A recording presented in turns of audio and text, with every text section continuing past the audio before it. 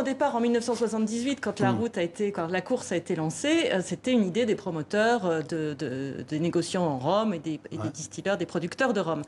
Et Saint-Malo n'a jamais été un grand port sucrier, à l'inverse du Havre, de Bordeaux, surtout, qui était le grand port de Marseille. Voilà. Donc, effectivement, le trajet en lui-même, on va dire Saint-Malo-Pointe-à-Pitre, n'est guère représentatif de ce commerce. C'est parce que les marins étaient bretons que ça s'est passé à Saint-Malo, peut-être. Voilà, c'est ça. Alors, en revanche, ce qui est sûr, c'est que le point d'arrivée, c'est-à-dire Pointe-à-Pitre en Guadeloupe, là, c'est vraiment lié à l'histoire du rhum et de la canne à sucre. Alors que vous expliquez aussi que la canne à sucre, elle n'est pas du tout originaire des Antilles, mais elle est originaire d'Asie. Exactement. Ouais. Alors, la canne à sucre, effectivement, c'est une petite plante pardonnez la familiarité, qui aime bien la chaleur, qui aime bien l'eau, donc qui vient d'Asie. Et puis, au fur et à mesure, elle se décale vers l'ouest. Et puis, c'est Christophe Colomb, en 1493, qui va l'embarquer dans ses cales depuis les Canaries et qui va l'emmener sur une île qui s'appelle Hispaniola, qui est l'île d'Haïti aujourd'hui. D'Haïti et de Saint-Domingue, voilà.